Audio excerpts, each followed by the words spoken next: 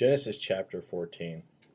It's a chapter full of action and suspense. It has war and conquest and even a little mystery.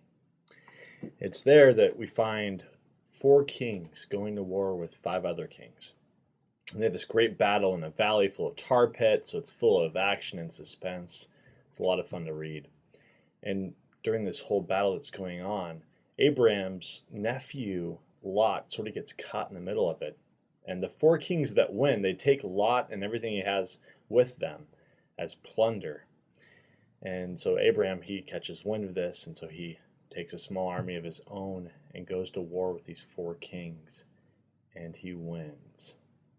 And then something very interesting, a little bit of intrigue happens. An individual shows up on the scene. It's sort of a mystery for readers for centuries after. Who is this person right here? It's the king of Salem, Melchizedek. And he's called a priest of the God Most High. Why this guy didn't, arrive sooner in the story, I have no idea. And where he came from, it's a bit of a mystery. We just know he came from Salem. And what happens to him after that is unknown as well. But Melchizedek, he brings bread and wine with him. It may sound a little bit familiar to you, those of you who go to church and experience communion. You know that's a celebration of what's happened, of what God has done. And this is what Melchizedek says.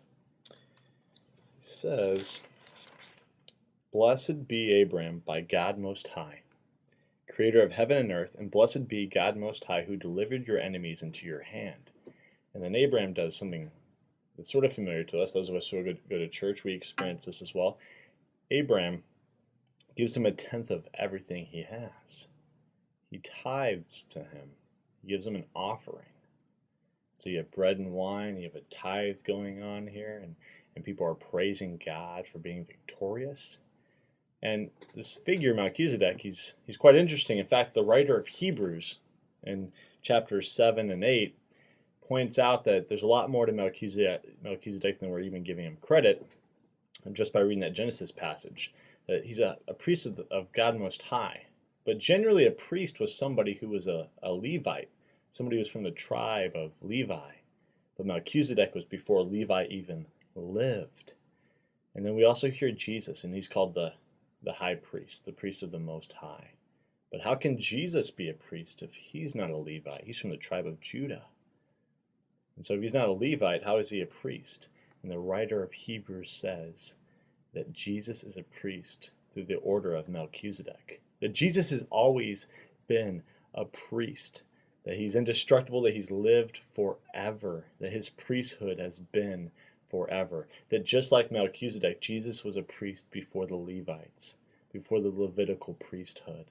And so Jesus, that his priesthood is verified, that it's made legitimate through an example that we read here in this passage in Genesis 14, and that we ought to tithe to the high priest Jesus, and that we ought to give offerings to him, and that we know that we break of bread and drink of wine or grape juice in honor of what he's done and what he's going to do, and that our God is one who is victorious.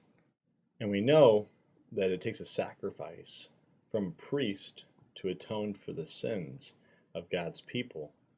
And so Jesus, he's a priest from the order of Melchizedek, a priest that's always been.